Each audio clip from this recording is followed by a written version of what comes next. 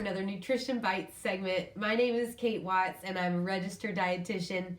Today I wanted to talk with you about setting goals for the new year or really any time of year. When we talk about making changes to our eating habits, to our nutrition or exercise, even sleep, stress management, these are all excellent goals to aim for. But it really helps to write down your goals and to really have like a guide map of the steps you're going to take to help you reach those goals.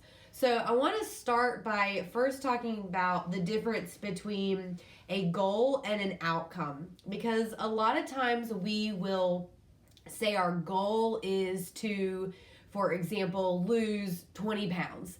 And that's actually an outcome. That's the result you're wanting to see. Losing 20 pounds is not an action you can take. We want for our goals to be action words, verbs, things, steps that we are going to take to reach that overall outcome goal. So it does help to think about, what is your outcome goal? Is it something like weight loss, which many of us this time of year are thinking, oh man, when that new year comes around, that's what I'm going to be working on. And so sometimes that sets us up for a little bit of trouble throughout the holidays. Thinking, oh, if I can't have this January 1st, I better get all that I can now. So just be wary of putting off your goals as well to that new starting point, to that next month, to when I retire and have more time, to when the kids move out of the house and I have more energy to achieve these goals. The goal setting I'm talking about today, I really want to encourage you to think of things that you can do right now where you are with your current list of responsibilities, the other priorities that you have on your plate, your current resources and support. Really make sure that your goals are things that you can start working on right now. And then when you get to that future point where you may have more time or energy or resources, you can always reevaluate and update your goals. So let's get into our goal setting. The type of goals that I'm going to go over with you today are called SMART goals. So leave a note in the comment if you've heard of SMART goals before. And of course, feel free to leave some of your examples of your goals that you write out with us today. So let's go over a SMART goal. So again, we want for our goals to be steps that we're going to take to help reach our outcomes.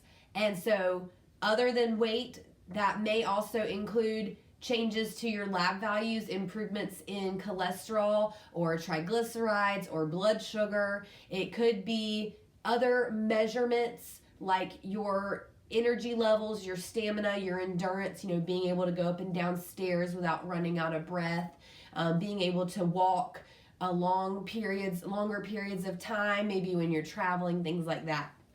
So when you have your outcome, what you're wanting to achieve, now we need to think of 1 to 3 SMART goals, steps that you can take that will measurably help you inch your way towards that outcome goal. So here's what a SMART goal is. It is specific, so we're going to really pinpoint what it is we're going to work on. It needs to be measurable, so that you can look back and see how well you're doing on your progress towards that goal. We want it to be attainable. So like I was saying, it needs to be something within your reach. So make it something that sounds doable so that you're motivated to follow through. You can always make your goals harder in, a month, 3 months down the road where you sit down and reevaluate how you're doing. Yeah, I'm doing excellent. Let's make these a little more difficult. Let's go to that next baby step.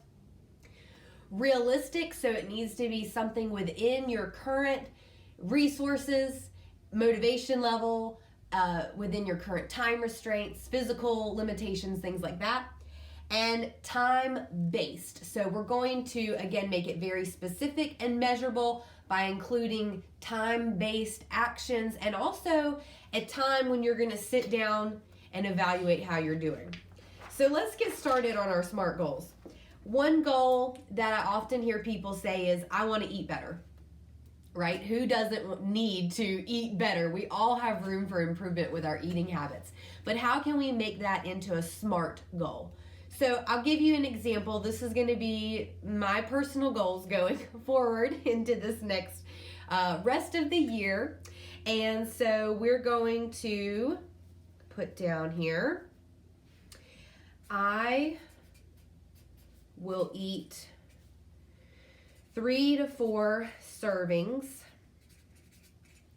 of fruits and vegetables. And instead of doing per day, I'm going to make this a little more attainable for myself, because some days are easier than others when I'm in my routine, when I'm on my schedule, when I'm not traveling. I'm going to say that I'm going to commit to eating 3 to 4 servings of fruits and vegetables at least 4 to 5 days per week. So if I do more, that's great. But that gives me a little wiggle room, and that way if I miss a day, I'm not discouraged from continuing the rest of the week. I know that I can still meet my goal. So again, it helps with that motivation piece. So at least 4 to 5 days per week. Okay, so when we look at this goal, it's very specific. I know exactly what I'm aiming for. I'm aiming to get more fruits and vegetables consumed throughout the week, and that's how I'm going to measure that I'm eating better. You could do this goal many different ways to help yourself eat better. You could limit number of times you're eating out or number of times you're having sweets. You could do something very specific, like aim for a certain number of fat grams per day. You could also aim for increasing fiber and go for a certain number grams of fiber per day. So there's so many different ways that you can set a SMART goal around that very broad outcome of eating better, or that very broad goal of eating better. So it's measurable. For me, it's attainable. This may or may not be too hard or too easy for you, so you would need to adjust those servings and days per week there. It's time-based. And for me, my goals, I review them once a week to see how I'm doing, but I'm going to update them in, I'm going to say 3 months is going to be when I'm going to sit down and see, how have I been doing, and do I want to make it a little bit more challenging for myself? So another broad goal that I hear quite a bit is, I need to start exercising. I need to move more. I need to exercise more. So how can we make that a SMART goal? We need to be really specific. So I really enjoy walking personally, and it's something I do pretty regularly. And so I'm not going to actually make that my SMART goal. I'm going to challenge myself to get back into some strength training, because that's something I used to really enjoy. And so I am going to continue my walking. And so let's go ahead and write that down as a goal. So I will walk at least 20 to 30 minutes. Let's see, currently I probably do that about 4 days a week. So I think I'll challenge myself to do 5 to 7 days per week. Okay, so that way it's written down. I can stay consistent with it. I can measure how I'm doing, and I'm going to up my walking just a bit. So I will walk at least 20 to 30 minutes, 5 to 7 days per week. Now for exercise goals, it's really good to go a step further and come up with a place and where you're going to do your activity, as well as a backup plan if that location's not available. So I prefer walking outdoors, and usually it's on my lunch break. And so if that's not an option, then I need to have an indoor backup. And really any kind of backup in case of bad weather. So even if it's just too cold, I need to make sure I'm keeping gloves, scarf, hat, everything in my office so that I can still leave my office and go get my walk done, even if it's very cold out. So, okay, so I'm going to keep my walking goal, but I want to challenge myself to add in a strength training goal. So I will do 15 minutes of strength training at least 2 times per week. Okay, so 2 to 3 days per week of strength training is what's recommended. So I'm going to start with the lower end of that and hopefully work my way up to 3 times. But for now, with my schedule and my walking, which I enjoy, I'm going to try to do 15 minutes of strength training at least 2 times a week. So with my exercise, the next thing that would be really helpful is to actually pull out my calendar, and for the next couple weeks, go ahead and pencil in what days and at what time I'm going to do my walking and or my strength training so that I can make sure I meet those goals. So here are 3 examples of SMART goals. You can apply this to any other goals that you may be working on. Maybe it's to stop smoking or any kind of tobacco cessation. Maybe it's to improve your sleep.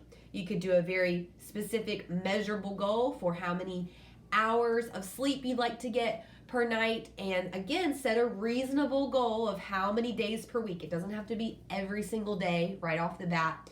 Or maybe it's setting a bedtime that you want to stick to, a certain number of days per week. Sleep is so important, and that was one of the main goals that I worked on this year. So now I really want to get back into some more strength training to build back up my exercise, and I've really been able to tell a difference in my grip strength, and I don't like that I'm weaker than I used to be, so that's what I'm gonna focus on. So pick your outcome goal, and then if you have broad goals in mind, see if you can use the SMART template to make them much more measurable for yourself so that you can review how you're doing. And then I encourage you to sit down and write 1 to 3 SMART goals that are going to help you reach that bigger goal. And again, 1 to 3 goals is a good amount so that you're not having too many different areas that you're trying to focus on. You really can zero in on that guide map and follow step by step what you're going to do to get you where you want to be. And remember, you can always change these. If something changes with your schedule or something changes with your physical abilities, you can go back to your goals and you can edit them.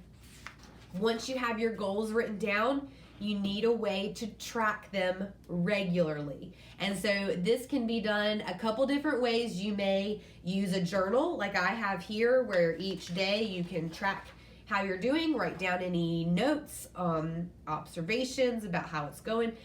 Personally, I also like the calendar method, where I simply on my calendar check off if I have achieved my goals, and that way I can look back over the week and see if I've got my check marks for the certain number of days per week that I'm aiming for. So since I'm aiming for strength training twice a week, I need to see 2 check marks that week for my strength training. So good luck setting your goals. Again, in the comments, let me know what you're working on, and I look forward to seeing you in our next Nutrition Bites segment.